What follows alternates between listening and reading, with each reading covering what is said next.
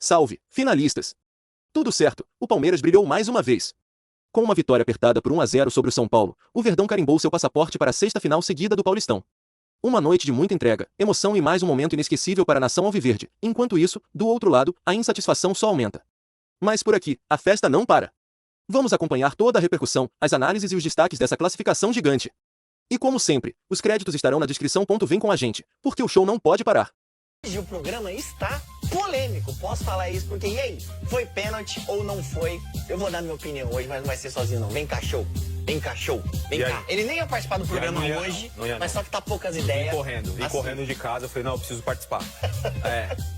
Antes de ter sua opinião, o torcedor tarde, quer ver a matéria do Globo Esporte, então vamos ver com a Gabi. Não, eu não quero ver não, Tá em choque. Já tava bem ensaiadinho. Tá em choque, chama o Vitor Roque. Chama ele.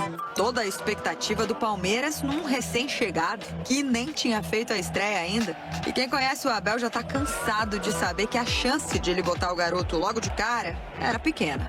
Acho que não, mas deveria. Era o jogo mais importante do ano até aqui. E não é que ele arriscou mesmo. Foi difícil colocá-lo como titular. Era a primeira vez que o Vitor Roque ia jogar, mas a verdade é que, na minha opinião, é por isso que eu sou treinador, este jogo pedia mais a mobilidade do Vitor Roque. Quando saiu a escalação do Palmeiras e apareceu essa imagem aqui, ó, do Vitor Roque estreando entre os titulares, o torcedor já tinha aquela confiança de que se tivesse um lance decisivo, ele estaria no meio. O que ninguém imaginava é que seria numa jogada tão questionada assim. Pênalti do Arboleda, que chega atrasado no Vitor Roque. No finzinho do primeiro tempo, o embate entre Arboleda e Vitor Roque terminou com o jogador do Palmeiras no chão. O árbitro Flávio Rodrigues de Souza marcou o pênalti antes mesmo do fim do lance. Marcado pênalti para o E Palmeiras. ele faz o calço com a perna esquerda na perna esquerda do jogador adversário. Aí esse é o momento do calço, ó, ok? Perna de esquerda com a perna de esquerda também. Esse é o contato, ok? E os jogadores do São Paulo queriam que ele pelo menos fosse chamado pelo VAR, o que não aconteceu. O Vitor Roque, ele dá um toque na bola, a bola dá uma escapada dele, tem uma ação do Arboleda que está no chão. O Arboleda tem sim uma ação com a perna esquerda, mas quando ele percebe que a bola passa, o Arboleda está tentando fazer um gesto para recolher. Repare que o Vitor Roque, ele já está com os dois pés no ar. Ele saltou antes do contato. Quem busca o contato, quem provoca o contato é o Vitor Roque e não foi pênalti. O Veiga, que não tinha do que reclamar, não deixou passar.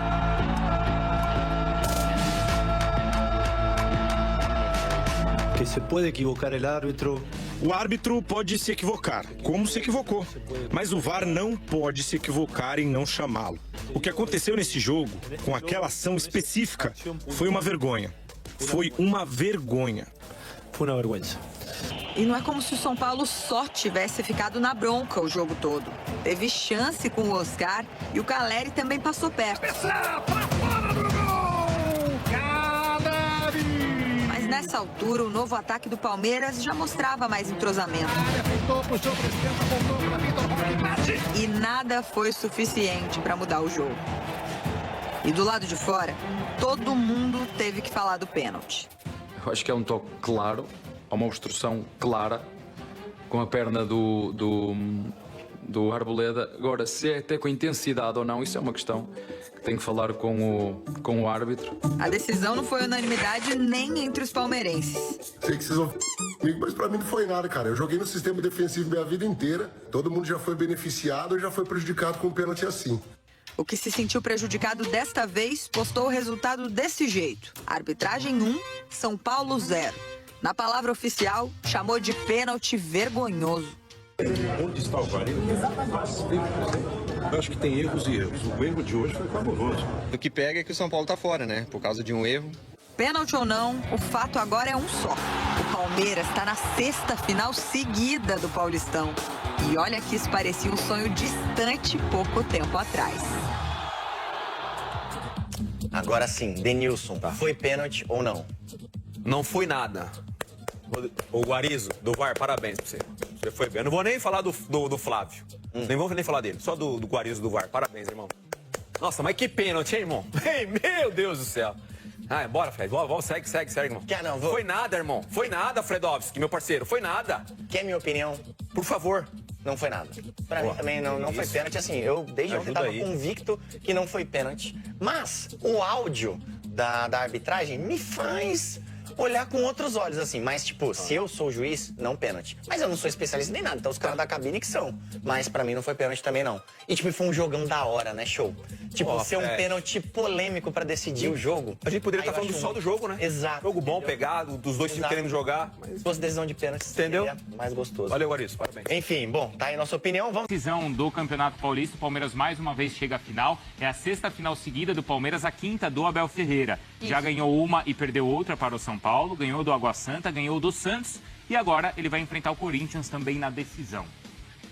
Mas para chegar à decisão, o jogo contra o São Paulo no Allianz Parque foi difícil, foi um jogo intenso e teve também as suas polêmicas. Brigas, discussões, provocações e reclamações da arbitragem. Nos últimos anos, Palmeiras e São Paulo acirraram a rivalidade com divergências fora de campo. E não é que a semifinal do Campeonato Paulista foi mais um choque-rei marcado pela polêmica. Sinceramente, eu não sei se o VAR estava aí, se ele estava assistindo o jogo. Lo que sucedió en este jogo, con esa acción puntual, fue una vergüenza. O lance duvidoso que decidiu o clássico aconteceu no fim do primeiro tempo. Arboleda escorregou após passe de Rafael. O estreante Vitor Roque ficou com a bola e trombou com o zagueiro São Paulino. O juiz nem esperou a vantagem e apitou o pênalti.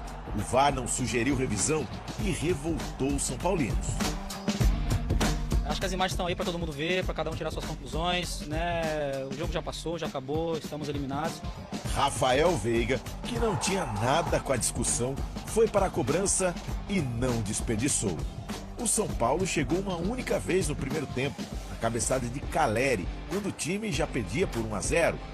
Na etapa final, os São Paulinos tiveram mais posse de bola, mas só conseguiram chegar pelo alto. O Everton fez apenas uma defesa durante o jogo. Se você olhar o jogo em si, eu não fiz uma defesa no jogo. Acho que, apesar do São Paulo ter em alguns momentos da partida ficado mais tempo com a bola, ter tido mais posse, mais chance real, acho que o Palmeiras teve muito mais. Teve a chance até de fazer mais gol.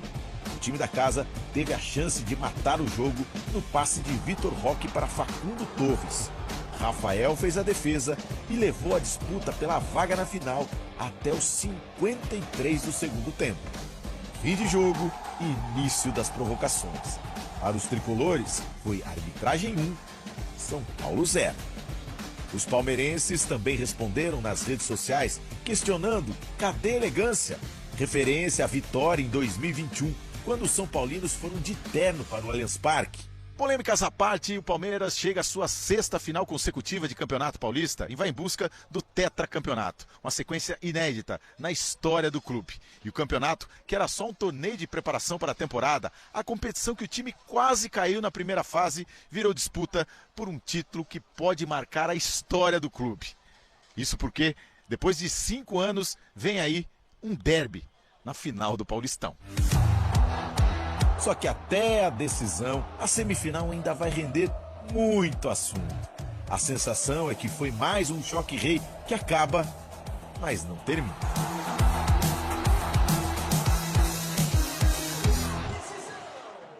Acaba, mas não termina. Não, a Renata Royal já participou do programa na primeira parte, ela falou muito da arbitragem, mas a gente vai voltar a falar também, né, Mário? Sim. Tá, antes disso, vamos chamar aqui o Rafael Valente, porque é isso, né, Rafa? No meio de tanta polêmica, tem esses números que são expressivos do Palmeiras, a 6ª decisão seguida do Campeonato Paulista, a 5ª com o Abel Ferreira. Pois é, Bruno, boa tarde para você, boa tarde para Mari, para os amigos do estúdio e para o fã do esporte. E tem um detalhe importante, aí o Palmeiras pode conquistar o 4º título paulista consecutivo, um inédito tetracampeonato na história do clube. E para quem acha que o estadual não vale muito, aqui em São Paulo, por exemplo, a única equipe que conseguiu um tetracampeonato foi o paulistano e isso tem mais de 100 anos. Para não dizer que o Palmeiras nunca esteve perto de um tetracampeonato, a gente tem que voltar lá nos anos 30, quando o Palmeiras, tricampeão, decidiu o título de 35 e perdeu para o Santos. Na época era pontos corridos, não era ainda a decisão com final, mas enfim, a gente tem aí a ideia do tamanho dessa façanha. Ô Bruno, e falando sobre a final, tem um outro aspecto importante, eu até estava fazendo uma apuração aqui com algumas fontes do Palmeiras, que é o seguinte: o primeiro jogo da final, quer dizer, os 2 jogos da final vão ser confirmados hoje à tarde na Federação Paulista, 2h30 da tarde tem a reunião do Conselho Técnico com os representantes de Palmeiras e Corinthians.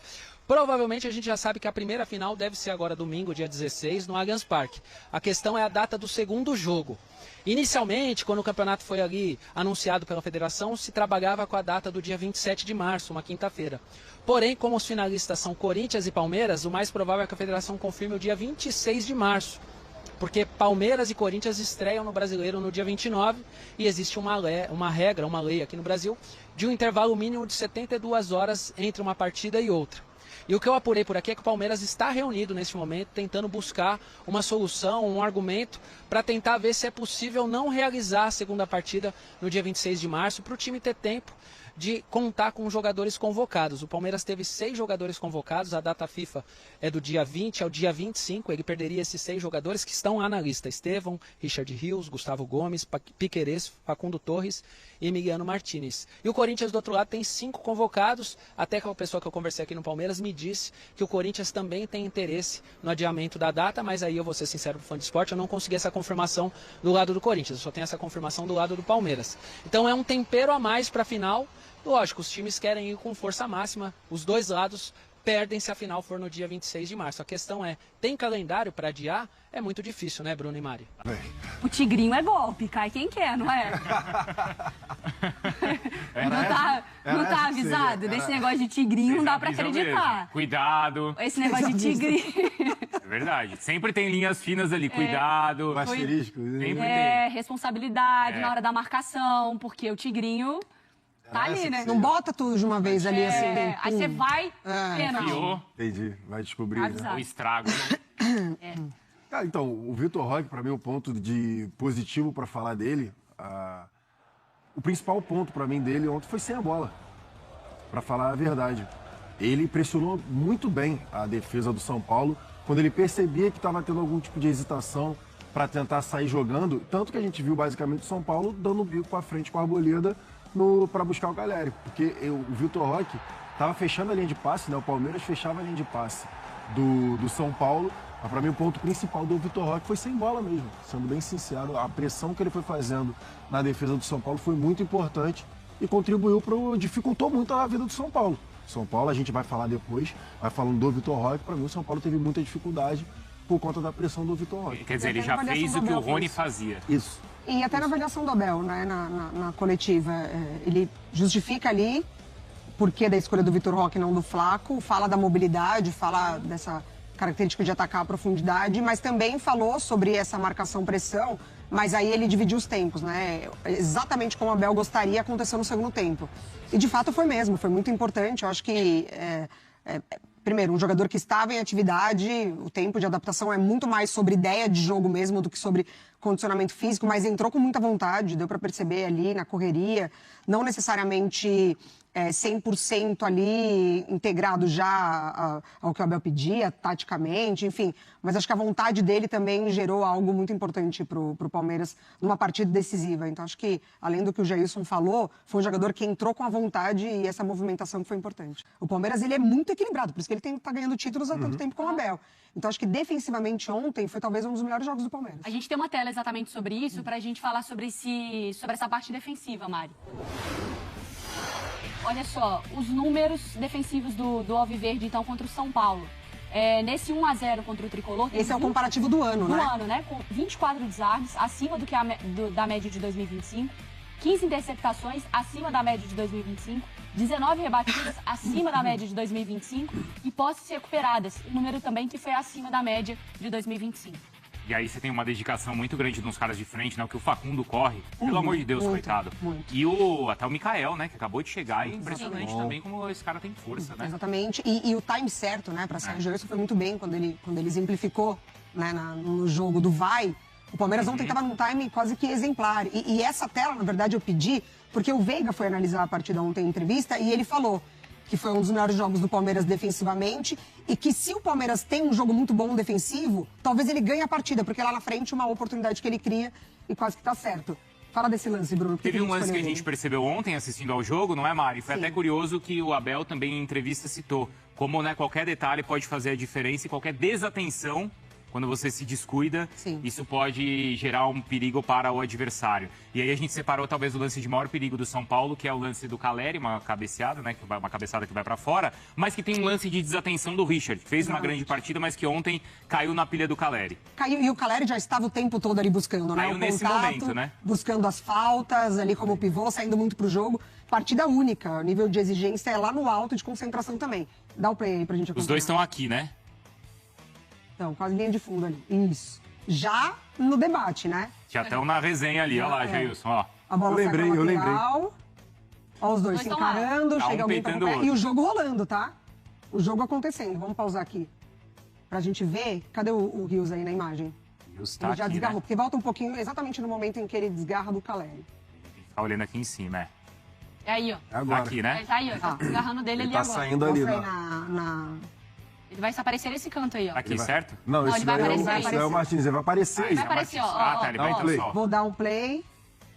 Ó, Ó, agora. Aí, apareceu. aqui. Isso. Quer dizer, ele já descuidou, E certo? a intenção do aparecer ali do Rios é do tipo, eu não vou ficar discutindo. E ele sai, porque a jogada continuou.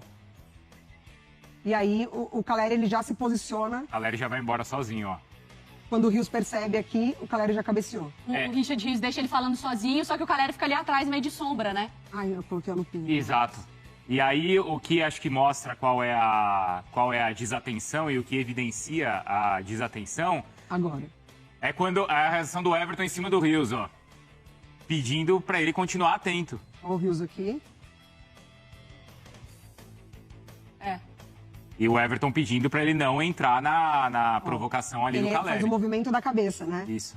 Porque esse Você lance, focar ali e não cair no mental. esse lance logo depois do Palmeiras abrir o placar.